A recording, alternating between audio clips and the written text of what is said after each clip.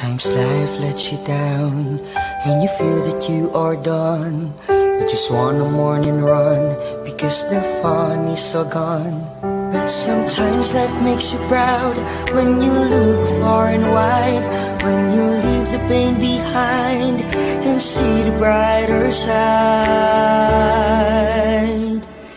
TNC gives you inspiration. TNC reignites your passion.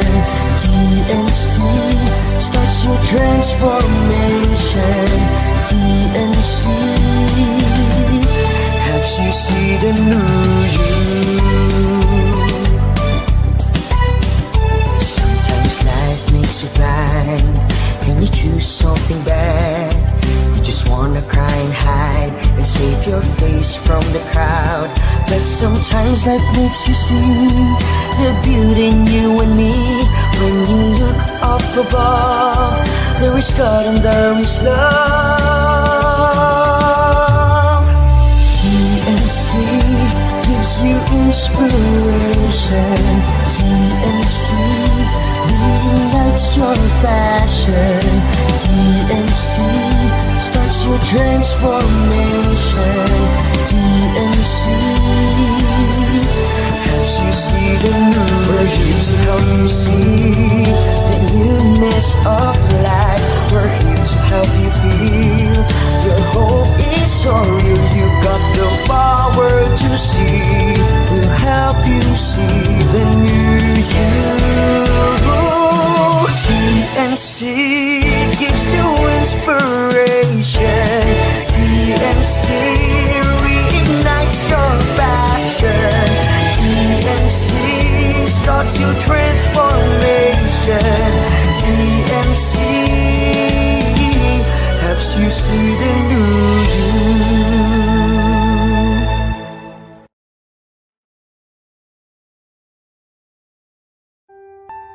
The new channel.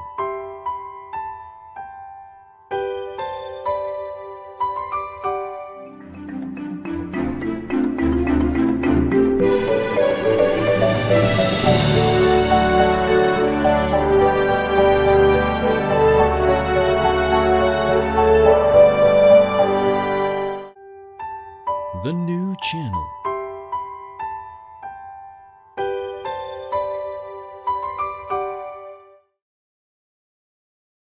The views, opinions, and insights expressed in the following show are those of the hosts, producers, guests, and viewers. They do not necessarily reflect the position of the channel. Viewer discretion is advised. A blessed Wednesday to all. Hello and welcome to the new channel. We are here to help you see the new you. This is Coach Erwin Ursua, live streaming from Quezon City, and you are watching Win Within.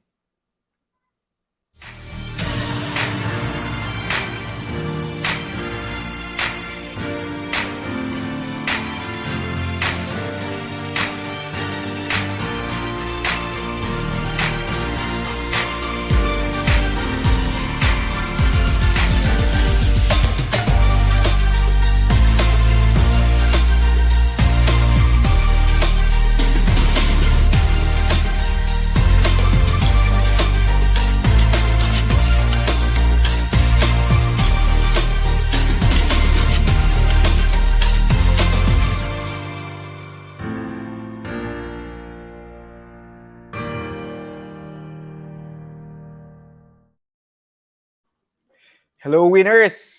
How are you? So magandang gabi po sa inyo lahat. It's another Wednesday night. It's 8:30 again. So thank you very much for joining us tonight. So it's a special show tonight. Actually, it's our season 2 ending episode. So please do enjoy joining us tonight. And of course, if you're joining us tonight later on, please do comment if you're watching live or in replay. And medyo maganda po ang weather na here right now in Metro Manila. So the rains have subsided. So meron konti pong rains pa rin, pero hindi na as continuous as the previous week. So we are thankful and blessed that right now weather is getting better and better. Okay, so speaking of better, I would like to thank pala the people who've helped us, our family na we got our vaccines already. So yun, we got vaccinated. So thank you very much. And guys, kayo rin, if you have the chance to get vaccinated already, please do. Of course, take advantage. The LGUs will gonna be aggressive. I think this coming Metro Manila will be, by the way, ECQ starting August 6 up to August 20, and most LGUs will gonna be aggressive, okay, in their drive in giving vaccines. So please do take advantage of that. So sa mga sa mga different cities nyo, okay? But of course, if you really need to go out, but I think only one person can go out right now. So make sure that again you're protected. Do follow the healthy precautions. Of course, please do wear your face mask and also your face shield. Okay. So for those watching in any part of the world you are right now, so good evening, good morning, ever, and of course, good day. What's important is for you to have a winning day. Okay. So what else? Just like what I've said a while ago, it's our season 2 episode.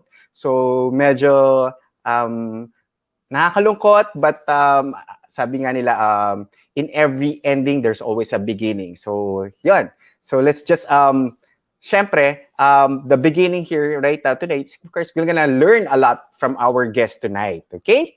So let's take advantage, guys, because our topic for tonight is more about personal branding, and definitely our guest tonight is the person for that personal branding topic. Okay, so without further ado, I would like to introduce already our guest for tonight. So our guest for tonight is a CEO branding strategist. So to those who are CEOs right now, have businesses right there, please do connect with her if you want really to get to know more about personal branding. And guys, winners, she is one of the top most influential Filipino women in LinkedIn this year, 2021. Okay, so again, without further ado, our season-ending episode guest for tonight here in Win Within on TNC, we'd like to welcome Miss Jennette Cajucom. Hi, Coach Erwin. Good Hi, evening. Jen. Yun, hindi ko Good agad, evening to you. yeah, I forgot to stretch it, na Jennette. Yun, nag-Jen tuloy ako. Nasanay kasi nga rin, sinasanay ko actually na Jen. But Yes, yan, please. hi Jen. Ayan. Hi, yes, I really prefer Jen. And thank you for inviting me on your second season of Win Within. So, ang galing. So, yeah, thank you to the TNC team. Thank you to you. Thank you to Win Within. Yes. So, I'm really excited to be sharing about this topic that I'm really passionate about. So, again, thank you for the invitation. Yes, that's great. So Jen, you're streaming live from Subic right now. So how are you right now there in Subic, and how does it affect like getting clients, or life in general actually? Well, I must admit that routine has changed since last year because of the pandemic. But I guess, I mean, rather than see it as a problem, we see it as an opportunity. So that was the time that we were able to take advantage of the power of the internet, since physically going out has to be limited, and syempre at times during lockdown hindi siya possible, but we're thankful naman to our LGUs here, especially the governor, who are implementing talaga the strict protocols. That's great. The last thing that I learned, yung mga establishments here, especially since we're surrounded by a long beach shoreline, so ang marami dito are the hotels and resorts. So I'm not sure. I think yung mga local tourists pa lang dito ang pwede. So ayun, medyo hinihigpitan pa. Yun. But then, syempre, it's for the good of everybody naman. So sumusunod lang tayo. Yeah, that's great. Oh naman, that's one thing good about the LGUs also. They're really strictly implementing. Most of the LGUs are really following all protocols also. It's for the sake of everybody, and I guess that's the most important thing right now. So Jen, since you've shared already what's happening there, how do you usually structure your day? Like, how do you start your day? What do you do first thing in the morning, and then And then, what habits do you usually have? Yeah, well, I must admit that nothing much has really changed since I've really been working online, working from home for more than 12 years now. But I Mhm. guess since we were dealing with this global health situation, Mhm. uh, siguro the only thing that has changed is I cannot just go out anytime that I want. Mhm. Kasi syempre, di ba, when we're working from home, we need to take a breather from time to time, do some errands, we need to go Mhm. out. That can't be done anymore. Kaya mas nabababad na yung time ko online kasi shopping has to be done online na, even grocery shopping, Mhm. food ordering has to be done online once in a while. But then I guess dahil nga medyo restricted tayo because of the situation, I eventually found myself to adapt to or to structure a more meaningful routine, a more joyful routine that para mas maganda yung impact sa ating mental health. Mhm. So, I guess kung dati, I used to, in the morning, parang meron na akong mga mental list of things to do for Mhm. the day. But because mental health is more important these days, I've learned to focus more on doing things that give me joy. Parang ganon. So, andun din yung I've eventually found na there's joy pala even in simple things like making your bed in the morning. Yung Wow. mga gano'n. Oo, yung mga gano'n. Yung making your bed in the morning, parang dun tayo nakakapag-introspect na after making a bed, parang ako personally, I feel already accomplished when I make a bed. I guess it's because since it makes the most, it takes up the most space in a room. So parang feeling Mhm. ko, ang dami ko nung, ang laki na na-accomplish ko dahil nakapag-fix na ako ng bed. So parang naki-carry on ko yon when I start doing my work Mhm. on my desktop.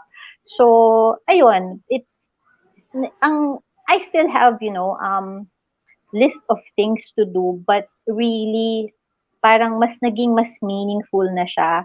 It's more about, I mean, kung dati I used to just tick off I tend to find joy before in completing a checklist, yung nako-cross Mhm. out ko Mhm. lahat. Pero ngayon, ang mas nakakapagbigay na ng joy sa akin is yung mga checking up on people, yung mga ganon. Yeah. Syempre, checking up on people, kahit yung assistant ko, pag, ayun, if I check up on her, then even checking up on my clients, kahit, alam mo yun, kahit nagta-touch base lang kami, yun Mhm. ngayon yung parang nagiging achievement ko for the day. So yun, yun lang naman, yun yung nag-transition, yun yung medyo nagkaroon ng change, mas Mhm. naging, and siguro self-awareness din kasi Mhm. we're now given the time to reflect, 'di ba? Mhm. On on the things that we've done in the past and what we plan to do in the future. So ganun siya. Ayun. Yeah, great. Actually, the fixing the bed, ano yan may personal, may personal na story ako dyan. I have a roommate before. Actually, he was a guest of mine season 1. His dad kasi is a general. So, talagang, ano naman, sanay kasi ako before, like back home when I was still high school, na parang someone does or someone fix my bed. Yan. Meron gumagawa for that. Pero nung pagdating kasi doon sa dorm, so siguro nadala ko siya ng konti, so hindi ko siya na-fix. Pero siya talagang pagkagising, he does that. He fixes his bed. And then later on, I've read na parang in West Point pala, kasi I think his dad was trained in West Point, or basta in military school in PMA, na that's the first thing that they're gonna teach you to fix the bed. And it really, parang it develops discipline because early in the morning, you're focused right away and you're disciplined already to do something. So parang you're disciplined to develop a habit already. And nga, parang habit is character development. So something like that. So yun. It's something I learned actually back in first year college, and I really still do cherish that because I'm the one who's also fixing the bed. I Still resonate right with now. that as well. kasi laking lola din ako, yun din yung Mm. sinasabi. Nagkakaroon pa nga ng times no hindi pa ako adjusted sa rule na yun na you can't take your breakfast unless you fixed your bed. Meron pang mga ganun. Wow. Oo. Pero ngayon, para mas na-enjoy ko siya, I treat it as something that gives me joy. Kasi nga, Yeah. ang gandang tignan pag Yes. maayos yung kama. So, I'm Agad. coming from that space now. So, Wow, that's great. Ayan. So parang parang you want agad a nicer, parang a cleaner, parang yung outlook mo is better din kasi maganda Yes. when you see at the bed, when you see your bed right away, parang maayos, parang I'm gonna have a better day today, parang a better outlook today. Yes, Galing. And exactly. definitely you're right, Jen, na it really helps you with your mental resiliency also. Yun. Kasi mas mas nagpa-function din mabuti yung brains natin, yung mental ability natin. And you know what, yun yung kailangan din right now talaga natin. So yan, that's great. Yan. So yan. Yes. Before focusing on being a CEO branding strategist, what was your work focus? Or I mean, your line of work? In what industry were you in before? Were you in corporate? So can you please walk us through with your work journey before you being or focusing already in your branding, being a CEO branding strategist or your advocacy on personal branding? Nako, I'll try to congest that in just a few minutes. Kasi medyo mahaba-haba ang tinahak natin. How many years ba? How many years? Gen X kasi tayo di ba? Yeah, oo. So, I guess, I can probably say na you can consider it as parang I'm coming to full circle and at the same time, parang nagkaroon ng connect the dots. Nagkaroon ng connect the dots moment. And as Steve Jobs has said when he was still alive, di ba, na you can only connect the dots by looking backwards. So, I guess siguro to start, I was already into marketing. Yun nga lang traditional back in the late 90s pa. But then syempre back then limited pa and marketing was perceived as something na parang sales din and the opportunities were limited and back then pa nga kung ngayon when you take up marketing course parang iba nang tingin sa'yo pero back then ibang-iba during that time. So, it's like, parang you're also into sales pag marketing ka. Work ko noon, marketing na talaga. So, I was already into marketing. I worked for an architectural firm and also one of the largest retail companies back in the late 90s. Although back then, while they were pushing for traditional marketing, ako hindi ko alam. I was already more of, parang customer-centric na yung approach ko. Customer-centric na yung approach ko. So, I guess, that was also one of the things why I didn't last then at tapos limited pa yung opportunities dahil I don't know if you can consider that as something na parang I was ahead of my time kasi nito na lang nitong recent years na lang nagiging customer-centric ang approach sa marketing.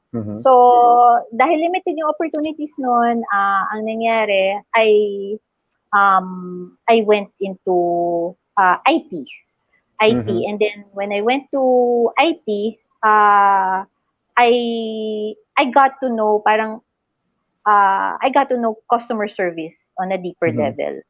And then so I was also into project management most of the time kasi sa BPO industry, I was in the BPO industry for almost a decade then. And kahit na gusto kong bumalik sa marketing but because there were no opportunities then, hindi ko magawa. And then I realized, looking back, that kaya pala, it was as if the lesson being taught to me was if you really want to know marketing on a deeper level, you have to go through customer service. Because I learned when I went back to marketing, when I started working from home, the best way to really do marketing is by building relationships. Yeah. And one of the best ways to build relationships is to know the experience of people, know the experience of the customers, and it was then that I learned that customer service is not just an after-sales thing, but it should be, kaya nga ang term ng natin ngayon is more of customer service, customer experience, because it has to be an end-to-end delightful experience, meaning once a customer inquires and then once you onboard a customer hanggang sa end ng transaction, hindi lang siya dapat treated as parang after-sale service lang. And that helps me a lot to be a better marketer. So when I started working from home na back in 2008, I became part of different digital marketing agencies. And back then, hindi pa digital marketing ang tawag noon. It was called internet marketing, web marketing.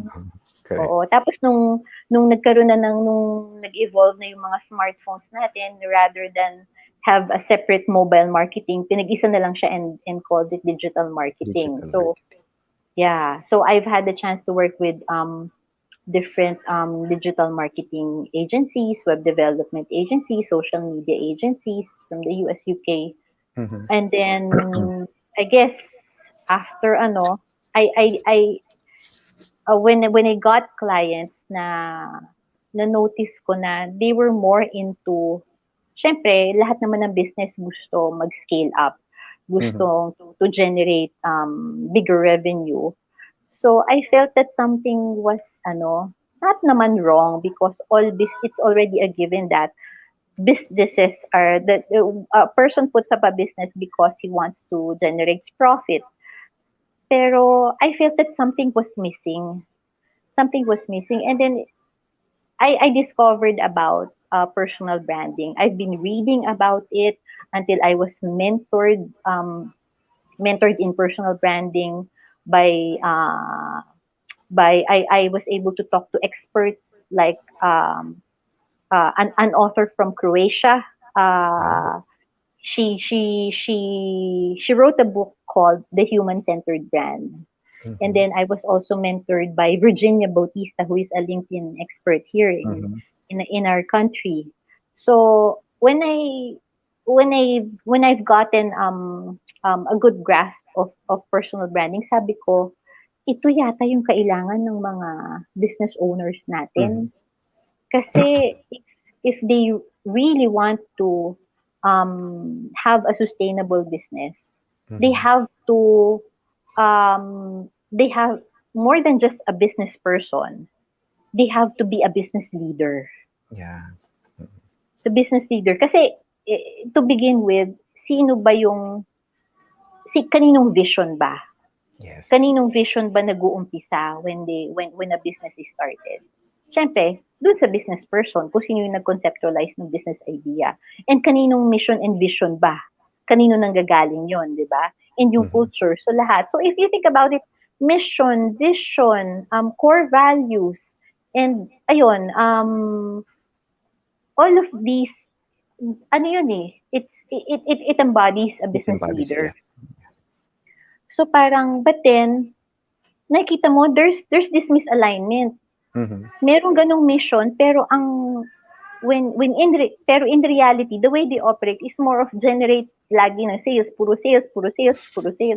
Parang, okay, parang nawawala yung culture. Diba? Yeah. Nawawala yung culture kasi iba na yung nagiging focus. So it was then that I decided to dig deeper on personal branding, specifically that of CEOs. That's of CEOs. Kasi parang I've eventually realized that in order to stay in business nowadays, especially now that we're now operating in a digital economy, all the more that we need to be human. Yeah. And that applies as well even to business owners, which is why I really highly encourage more business owners not to be business persons, but rather be business leaders. Business leaders, I guess, with a heart. With the heart. Yeah, that's the space that I'm coming from. Kasi if you think about it, now that we're operating digitally, trust is becoming the more important currency. That's true. Nowadays. Trust-based. It should be trust-based relationship talaga with your people, and at the same time also not only with your people but to the clients, to the customers, diba? Yes, true. And ayun, kaso syempre dahil we operate digitally, hindi na face-to-face, lalo ngayong pandemic, sabi ko, ano kayang pwedeng panghawakan ng business owner in order to gain trust? in order for them to achieve their goals, whether it's about hiring employees, whether it's about getting more customers, whether it's about, I don't know, generating sales. Dahil nga pandemic, sabi ko, I think it's about time that business leaders should be ready to put their story out there, because storytelling is an important part in gaining trust, because stories help us connect. I mean, kahit naman nung ano pa, 'di ba? Nung evolution pa lang 'di ba ng man, parang they have their own way of telling stories, 'di ba? And that was their way to communicate. And I think it's still applicable these days. It's even more useful now kasi nga hindi na tayo face to face, we're all operating digitally na. So, ayun, ang haba ng kwento ko, no? No, it's okay. Lalim ng hugot. Oo. No, it's okay. At least, 'di ba, parang makikita natin, or we're gonna see how it evolved, like, you know, from a corporate job that you had, from different corporate jobs that you have, that right now that you're really doing this advocacy and personal branding, and how important it is. Okay, with the how important, of course, I would like you to let's dig deeper in a few minutes. And with that, I would like to give you a hanging question that how can personal branding create an advantage to a person, even a person or a corporation or a brand, especially in this digital age? You've mentioned it already. I guess you just need to expound more. But before you tell us more about personal branding, we'll just be having a short break for the meantime, Jen. Okay? Okay. So let's take a commercial break. When we're done, we'll be right back after this break. See you.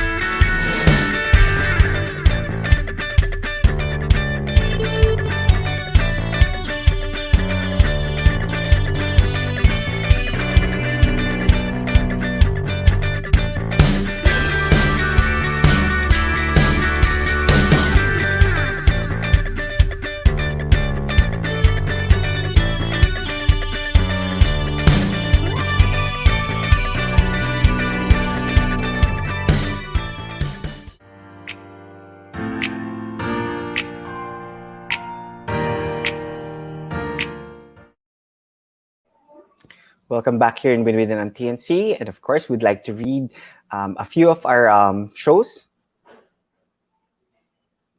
So we are inviting you to watch all our shows live or replays, such as U-Turn, TNC The Talk, Awesome Day, The Home Buyer, The Puppet Stories, The Big Picture, Mondays to Fridays, 7:15 p.m., The Millennial Voice, Mondays at 8:30 p.m., Foreign Affairs, HR Hotline, Tuesdays, Thursdays, and Saturdays, 12 noon. Moving on Business, Well Home, Mental Shift, Tuesdays and Thursdays, 7:30 p.m. USA time, Wednesdays and Fridays, 10:30 a.m. Philippine time. Money and More, Cybernext. Check out our page on Facebook or YouTube by searching hashtag TNC Now. Enjoy these inspiring shows because we made them for you. Okay, welcome back here in TNC. We'd like to welcome back our guest for tonight, Ms. Jennette Cajucom. Yes, thank you. Hello, hello, Jen. Yan. So before I made that hanging question, I'm gonna repeat the hanging question that I asked you a while ago.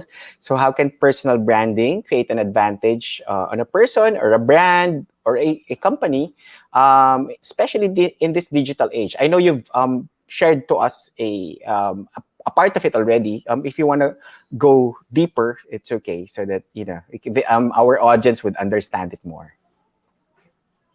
Yes. Since personal branding is fairly new, although the concept of personal branding started in the late 90s pa, but it seems that we have only embraced it in the recent years because competition is now becoming tougher as more and more people are operating digitally. Siguro, I'll start with the term that's familiar to all of us. Diba? When we say brand, we usually think of the brands of products that we usually buy, 'di ba? So I guess the simplest example here, pwede ba magbanggit ng pangalan ng brand dito? Yeah, okay naman. Sige, para to illustrate, For diba? ano lang, for info purposes Yes. lang. Yan. So let's say, 'di ba, when you shop at the grocery, let's say you're shopping for, let's say, corned beef. Corned beef. And then let's say you prefer palm, 'di ba? Minsan may mga preferred na palm. Syempre, and there's a reason. There's a reason why people buy certain brand of a product, in this case corned beef. And then especially if you're shopping at SM, meron namang alternative, 'di ba? Which is the bonus. But we know the difference of a bonus corned beef and a palm corned beef. Yeah. 'Di ba? So in the case of, so parang yung bonus, parang yun yung parang generic pangmasa, 'di ba? So I guess that's also the same with the medicines that we buy, 'di ba? May generic tapos merong branded. Branded, yeah. Oo. And in the case of satin, we already have a brand. We're just not aware na meron. By default, we already have a brand because personal brand is made up of yung perception, the people's perception and impression of us. Of us, And yeah, also, that's true. And also how we want to be perceived. So there has to be an intersection there. So if, let's say, whether you're aware about the concept of personal or brand or not, by default meron ka. And sadly, kung pangit yung impression sa'yo ng tao, yun yung default mo na personal brand. Yes. And going back, ano nga yung question mo ulit? How can it create an advantage? Yes. So whether as a professional or as a business owner, I guess you're aware that when you're a professional, you are not the only one who has that skill set. Yes. Diba? So that being said, all the other person, and this is especially ma-appreciate mo to when you're applying for a job diba? When you're applying for a job, hindi lang ikaw ang malamang nag-apply for that post. Precisely. So yung fellow applicants mo, yun technically yung competitors mo. Yeah. So how, and this is exactly why interviewers would ask, now, why should we hire you? Diba? Because your answer to that question has actually something to do with your personal brand as a professional. Oo. That will get your foot in the door. Yes. So, ganun din sa case ng mga business owners. Because for sure, whether it's service-based business or a product-based business, hindi lang sila. Hindi lang sila yung merong ganong klaseng product. Diba? I mean, an example would be a skincare product. Ang daming skincare product dito. So, ang dami. I mean, it's like 100 billion industry. So, ang dami, di ba? So, but then, which is why, di ba, they brand themselves. But if you notice, iilan lang yung talagang mga skincare entrepreneurs na may CEOs who are also creating their own brand as CEOs. And ang nangyayari, those businesses who craft a brand, not just for the business, but also for a CEO, yun yung mas naaalala ng tao. Okay. Why? Because ito yung natutunan ko dun sa yung sinabi kong author from Croatia who authored the book entitled The Human-Centered Brand. She said there that people would rather deal with people than businesses eh. Yeah. Correct. Yes. And if you think about it, why is it that Jeff Bezos, mayaman na sila, why do they need to, 'di ba? To put themselves more out there. Oo. Richard Branson, Bill Gates, because they know the value eh. They know the value of putting themselves out there because they know na mapapakinabangan ng business yun. It has a positive impact in their business. So, and in a way, they're gonna walk the talk eh. Parang ganun, di ba? Walk the talk. Parang it's not only the unique selling proposition, but they are acting the unique selling proposition. Parang ganun. They actually they become the sila na yung model actually. They're the role model eh. Kasi parang you don't even need to get a celebrity anymore. They themselves, the CEOs, they are modeling actually already their products. Diba? Like, diba? Yun nga, just like what you're telling right now, Jeff Bezos, siya na yung sumama dun sa sumama dun sa maiden flight. Parang yun. Yes, that's exactly. And what you just said is really spot on, and it actually just made me recall what the business coach that I also know has also shared with me. Sabi niya, our business is an expression of who we are. Okay. If you think about it, parang now that we're operating digitally, now that there is more craving for humanness, gone are the days when hinihiwalay yung business is business, personal is personal. Because at the end of the day, dahil because that business was born because of your idea, because you put your heart into it, it's an expression of who you are. So hindi mo talaga mahihiwalay yan. So I mean, it just makes sense that you really have to put yourself out there, and that is exactly why I really encourage na more in order to have a positive impact on their brand, dapat maging business leaders tayo rather than business person. Kasi given na yan eh. The reason why we put up a business is because we want to gain profit, we want to generate revenue. So i-set aside na natin yun, wag nang maging focus yun. Diba? Yeah, that's great. But focus instead on who is bringing us the money, which is the customers. We have to take care of the customers. Take care of the cost. That's true, no? Para ano yan, our businesses actually are parang kumbaga client-driven yan eh. So you really need to take care and understand the needs and the values that the customer really needs. Yun. With regards to personal branding, you've shared to us the importance. Right now, for those let's say who would like to go into personal branding or who are doing personal branding right now, what are the common mistakes of personal branding that you briefly can share that's happening also right now with those some of those already into personal branding?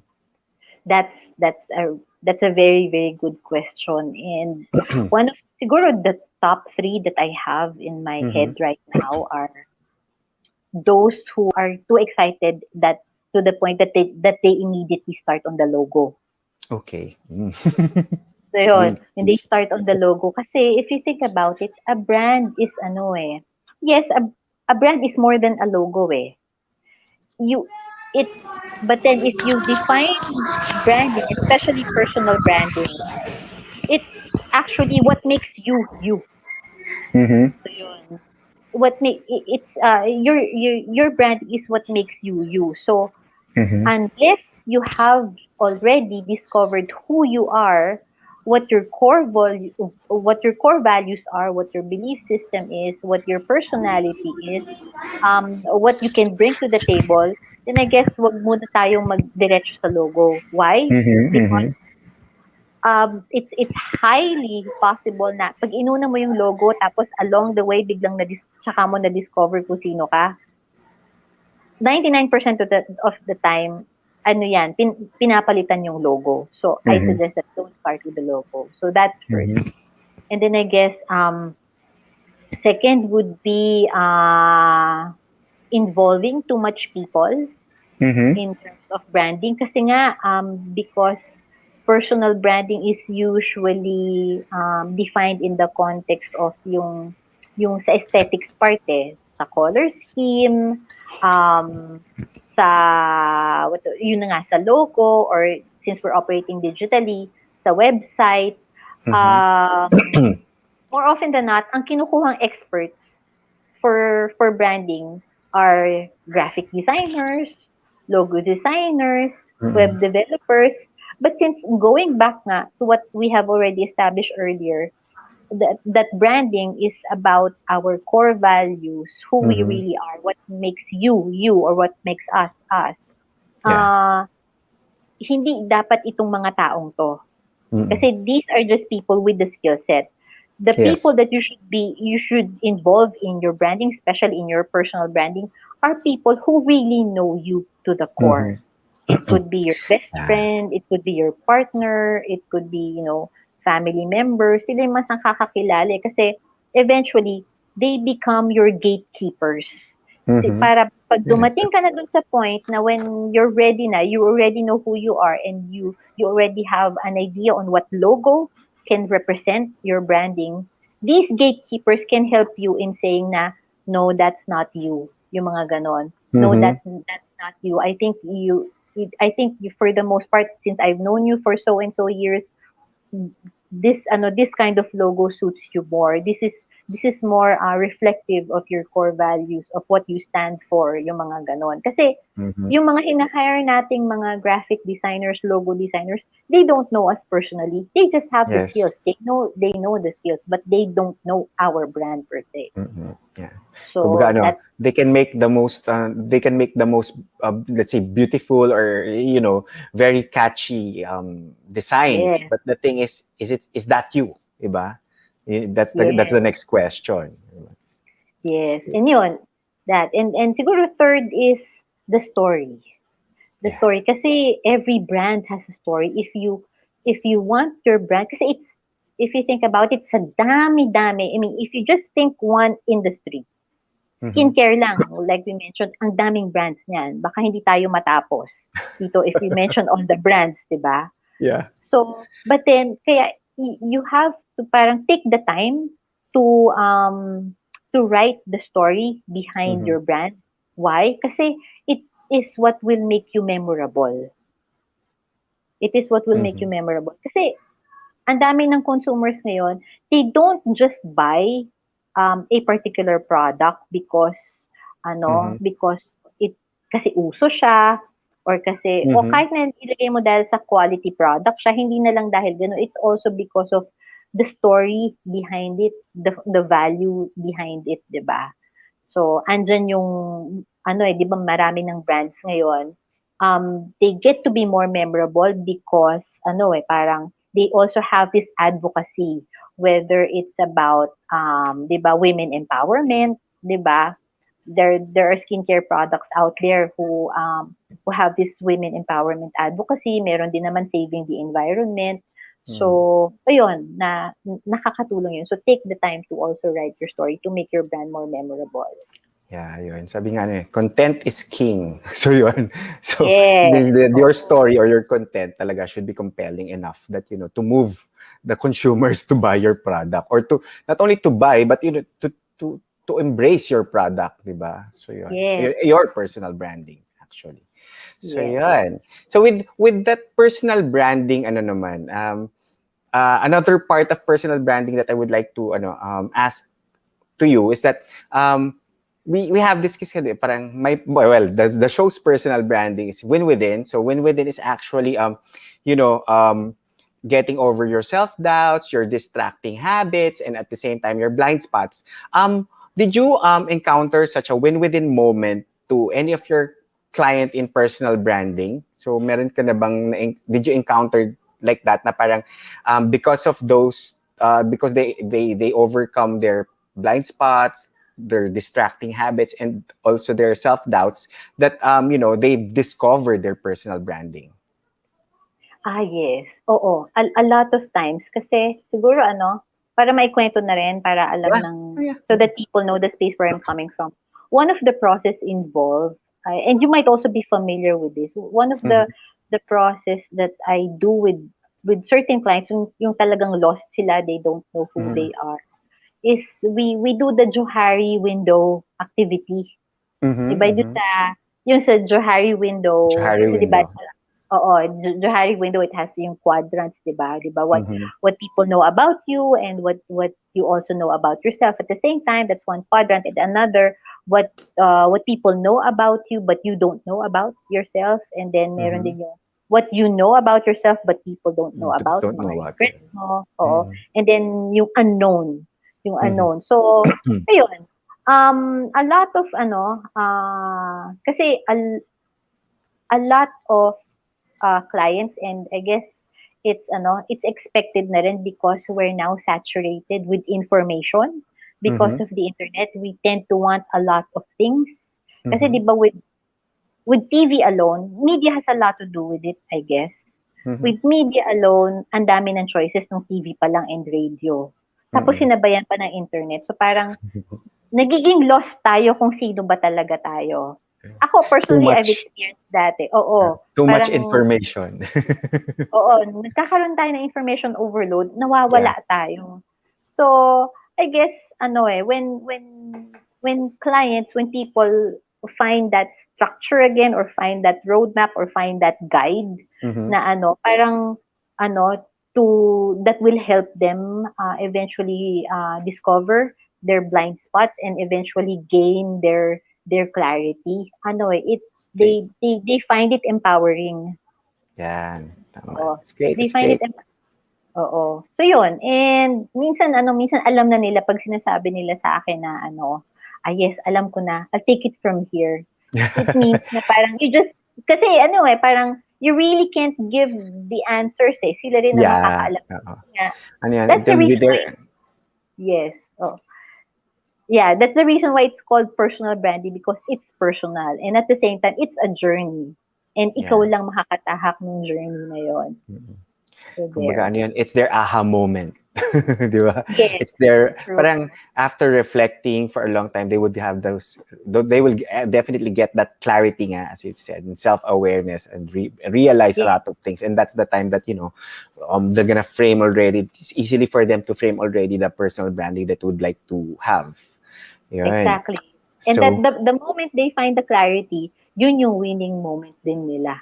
Yes, that's great. Win within, yes. Win within, yeah, because of already they are conquered already, their wins. Okay, so with that, I just have one last question regarding personal branding. So, what is the personal brand of Miss Jennette Cajucom? Ako, siguro I'm really more about I love technology. And even though I'm introvert, I love people. I love the humanness of people. I love the authenticity. So parang I'm all about bringing the humanness of people amidst technology, amidst all the tech that's happening around us. So I'm more of that. You may notice that my skill set may be diverse. But really, it's kasi I've been into marketing, and then nag-customer service tayo, nag-project management tayo, naging systems analyst din tayo. And pag nung dinugtong-dugtong ko yun, I realized that all of it had something to do with the journey of the people that I wanted to help. Because going back, hindi ko nga na-mention earlier, yung systems play a big role in in contributing to a good customer experience. And when there's good customer experience, there's there are better relationships at the end of the day. And yun naman ang importante sa atin sa ating mga human beings. So I guess yeah, I'm about that. I'm more about um elevating the humanness of people and ano amidst this digital world. So Digital. yun. Yeah, that's great. So very, very, very, very authentic. Yun nga, humanizing. I like the term. Okay, so thank you very much, Jen. Again, we're gonna take a pause for the meantime. We're gonna take a break, and of course, when we come back here in Win Within on TNC, we'll be of course having our TikTok portion with Miss Jen. Okay, so Win Within will be right back after this break.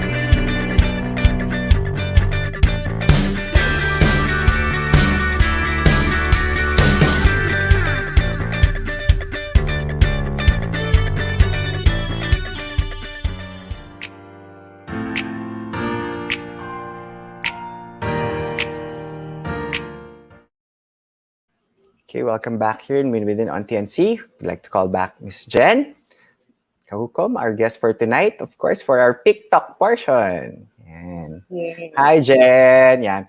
Ano na tayo? Hi. Medyo light moment. There'll be Okay.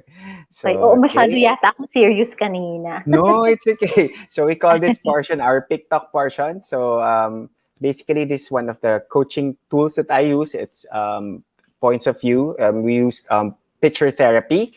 Okay, so what I'm going to show you after this slide, the TikTok slide, is that there will be 6 cards. Oh, that's it. Thank you, Direct. So you're going to choose one card. Okay, you can choose now. You can pick one now. I picked the 4th one, bale, the one under the leftmost. The left one. Okay, that one. Under Okay. under the leftmost. Yung yeah, bale 4th. Okay. So I will ask you a question first. The question is, what would you like to achieve more, this 2021 or the coming year 2022? Reflecting on the picture that you chose, resonating on the picture that you chose, and you can expound on it as you look at the picture. Look at it. What can you feel with the picture? What can you say about it? That okay. Next slide. What's the picture or that Jen chose?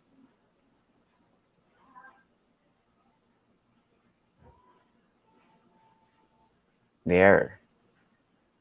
So which one is that, Jen? The one with the dog. The dog, yeah. Yes. Ang galing naman. Right. And I think the word is that there's a word there that says, can you read it or no? Me, I can. It's friendship. Friendship. Yeah. So Yes. how do you reflect on it? How do you resonate in the picture? I guess, ayun, well, for one, I love dogs. Dogs actually, yeah, remind us, at least in my case, remind me to be more human, Mm-hmm. Because I mean, one of the parang I realized na we can't just say that we are just humans, but we should elevate it instead that we are humans. And Mm-hmm. I guess in relation to friendship, I don't know if I'm answering this Mm-hmm. correctly. I mean, in relation to friendships, I mean, Mm-hmm. it's one kind of relationship that helps us to be more human because Mm-hmm.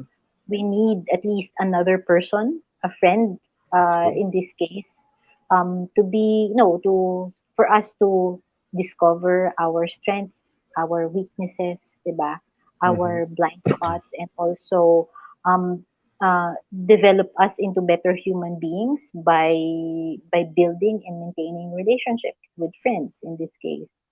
So I guess yun din ang ano ko parang despite this ano despite this global crisis that despite us being stuck because of this global health crisis, I would like to siguro make more friends That's great. through the use of the internet. I guess Mm-hmm. ano rin eh Mm-hmm. parang not just kasi I realized parang okay sige you're building a business despite the pandemic, but at the end of the day, the ones really affected are kung sino ba yung nakikinabang sa business, Mm-hmm. which are people. So rather than just expand and build your network, I guess build more meaningful connections Mm-hmm. through friendships, 'di ba? Mm-hmm. So, ayun, that's what I intend to do more this year and even next year. Wow, In great. That's great. Thank you for sharing. Actually, there's no right or wrong. It's up whatever you're gonna share is the right answer. Yeah, your reflection is what parang what you resonate actually with the picture. That is the right answer because that's your points of view. That's your own Oo. points of view. Ang Yeah. So galing nun thank you. galing coaching nun Yeah, actually, we use that, to gain breakthroughs because there are people, like, especially the visual ones, who really have a hard time, thinking of something. So it really guides them and help them to find that breakthrough, especially if it's the first time that you're gonna talk to them or you're gonna coach them. So the points of view or the picture therapy is a very, very good tool in coaching. Yun. I like that. Okay, so one last question, Jen. Okay. So, if you meet your 18-year-old self, what will gonna tell her? 80? 18, 18. 1-8. 1-8. 18. Yeah, 1-8. Ah,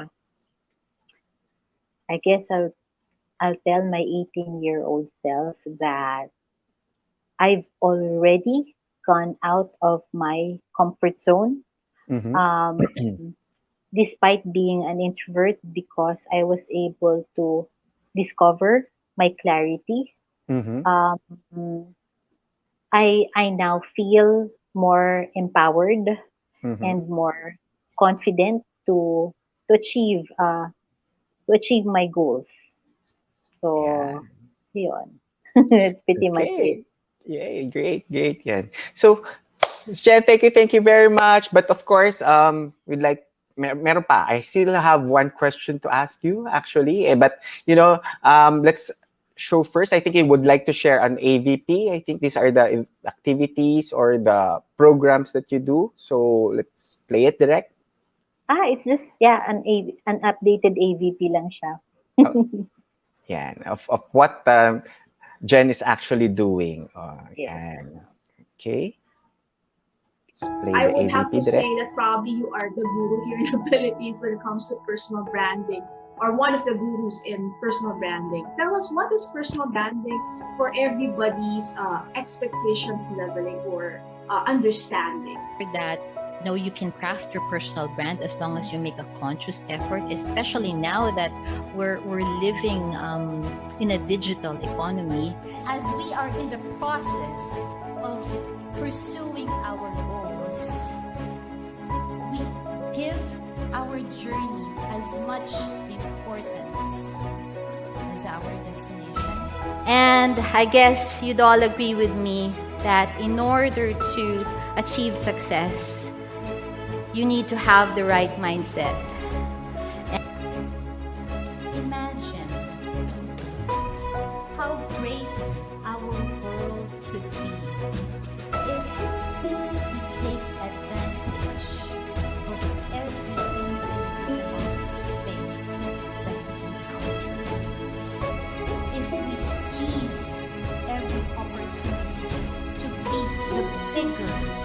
soon.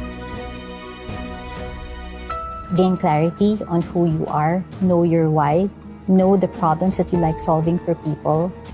In the most challenging situations, imagine as well the power that each of us could have in predicting, in creating our future by choosing our response and not merely reacting. Brand alone, we are already humanizing it. If you think about it, we are already humanizing it. So the more powerful a brand becomes, if there's a face associated to that, which is the personal brand.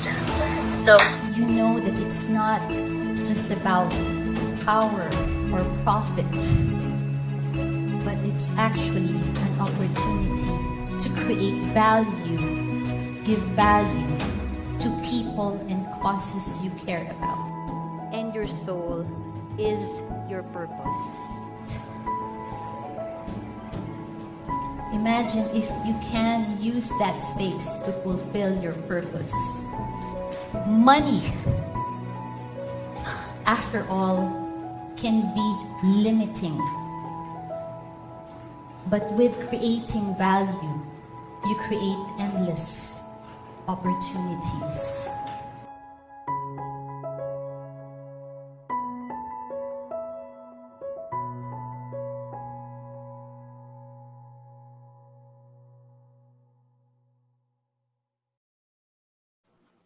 Wow, that's a great AVP, no? What actually showing what actually the personal passion of Jen, yeah, that's actually which is actually telling about personal branding. And with that, Jen, would like to ask you some winning words before we let you go. And I know from the AVP alone, it's already those you've already said a lot. So, but of course, would like to request you some parting words to our winners, to our audience. Yes, yeah. First of all, thank you again. I might miss saying this. Thank you again, Coach Erwin, and to the TNC for inviting me. So I guess my one takeaway to give would be to really take the time to Mhm. find your clarity, because finding your own clarity is very, very empowering. And you owe yourself to, kasi your clarity is actually the gift that you have to discover about you. It's essentially your purpose, and I guess it's the only way to be really truly happy in the long run. That's when we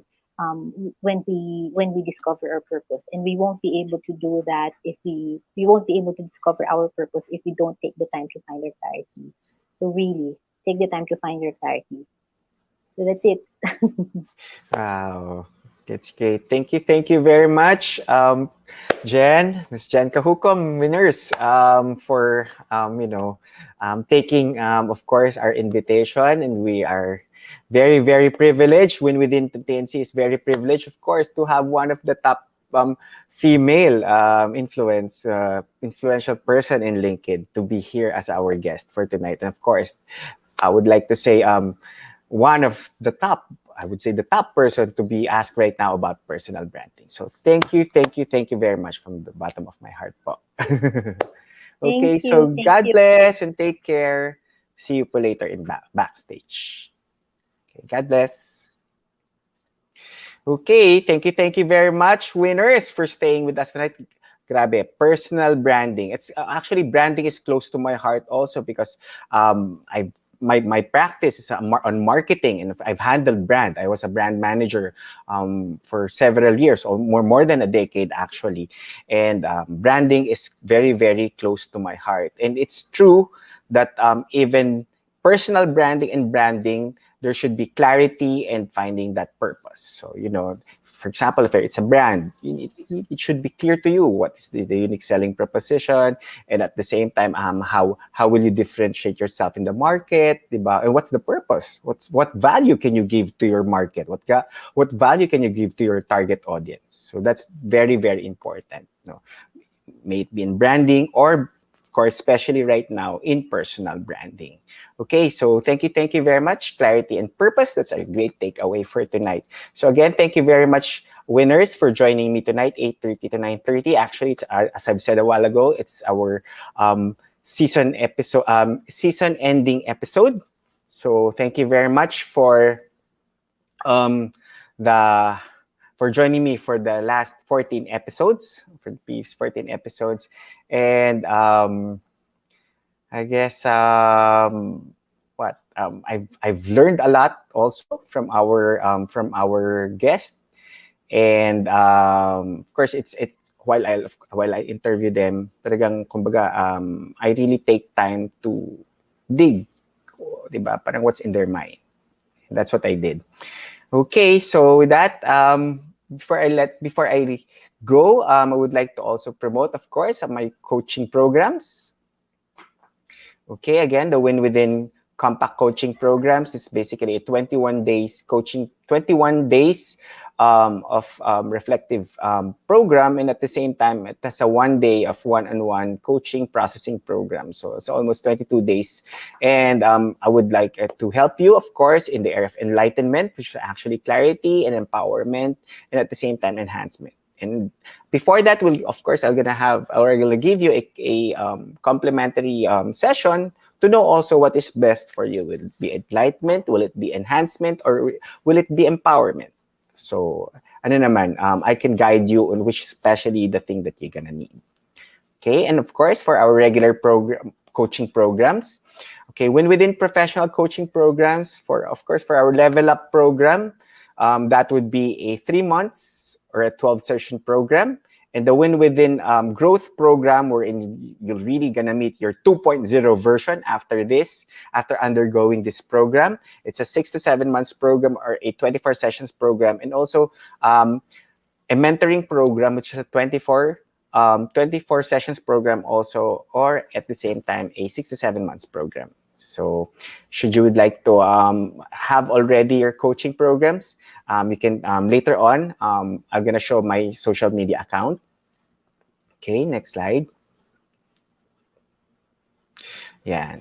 And of course, not only coaching, if you'd like also to get me as your resource speaker for a workshop, webinar, I do have several topics that we can pick to. Just contact me through my social media accounts, and we can talk on what is the best tailor-fit workshop that I can give to you, to your company, or to your group, or to your organization. So we also do team buildings and coaching programs and mentoring programs. Okay, so how can you contact me? Here's my social media accounts. Facebook.com, iWinWithin, that's my page. And in Instagram, my Instagram account is at Coach Erwin Ursua. And of course, you would like to ask me something, you can email me through coacherwinursua@gmail.com. And should you already decided to have or book that complimentary session, please do book that here in calendly.com/coach-erwin or -ursua. Okay, so I'll be glad to and I'm excited to hear from you if ever should you like to have your coaching program already. And at the same time, if you would like to have a meeting also for any workshops, for any team building that you would like to be facilitated by our Win Within professional coaching and consultancy company. So, okay. Next slide. Okay, so just like what I've said, we're already done with our season 2, and I would like to thank actually all my guests for the second season. So Master Coach Lakendra Smalley and Master Coach Mike Celis, Catherine De Castro of the Double Rule PH, and of course she's already the Win Within CFO, and Coach Denise Balang, Coach Sheila Portillo, Coach Jed De Mesa, Coach Jessica Sispeñe, Coach Andrea Chow from Malaysia, and Coach Sharon Galang, Carla Diaz, and Rosho Marie, of course, of Disinfectus and Bed and Company, Samson and Faith Semuenda, my favorite restaurant, Mapishi, Carlo Wong and Ryan Imperial, of course, my favorite burger, the Bad Boys Burger, And of course, Coach Royce Hernandez and his coaching tools, actually innovative coaching tools. And of course, Benedict Amurao and Yvette Lazaro of Coffee Shack. Oh, I miss you. I miss the coffee, guys. So medyo, tayo, for a few weeks, wala mo nang outside dine-in, dine-in coffee muna. Of course, the financial gurus, the financial family guru is, of course, our guest then nung episode 11, Karen Yulo, Kyra Yulo, and Kylie Patrick Yulo. Okay? And just the three recent guests, of course, Jojo Hison of Soul Academy, and Margie Aviso of Teleworks PH, and of course, our guest a while ago, Jennette Cajucom, for personal branding. So again, thank you very much for all my guests in season 2. I'm very, very grateful because I know our winners learned a lot from you guys. But I'd also like to thank, of course, the founders of TNC. Of course, Lloyd. Thank you, Sir Lloyd Luna. And of course, Apple. Siyempre, di ba? Apple Esplana Mansala. Yan. Thank you very much, Apple and Lloyd. Maraming salamat for always taking, kumbaga, yung mga special request natin minsan. So, maraming salamat. And of course, the backstage people, sabi nga nila, di ba? You cannot do it the right way if your support group is not the best. And I'm thankful and very grateful to the best support group that I have here on TNC, Direct Hershey Marquez, Direct Monica, Direct Mabin, and of course, Lance Reyes, our graphic artist. So maraming salamat sa inyo guys. Thank you for being with me here from season 1 and since season 2. And of course, I would like to greet my family members who also, if there's a backstage in TNC, there's also a backstage here in Win Within. Of course, I would like to greet my wife, Florence, and of course, my eldest son, Erwin, my youngest son, Ethan. Thank you very much, guys, for helping me. And of course, my mom. My mom is my PRO, actually. I call my mom my PRO. Thank you very much, Mommy Grace. And of course, my sister, Sharisa, and my brother-in-law, Rodney. And of course, my pamangkins of Sophie. So thank you guys for giving me that support. And of course, that makes me that strong also. And at the same time, that pushes me to be better in terms of hosting Win Within here on TNC. So again, thank you very much, winners. It's a season break, but you can always watch in replay all our shows since season 1 if you would like to. I'm sure you can still pick a lesson or two whenever you watch it in replay again. So again, I would like you to be a blessing so that you're gonna be blessed more. And at the same time, whatever journey or life you are in right now, remember that you can always win in life because you can always win within. So, God bless, winners. See you soon. Win within.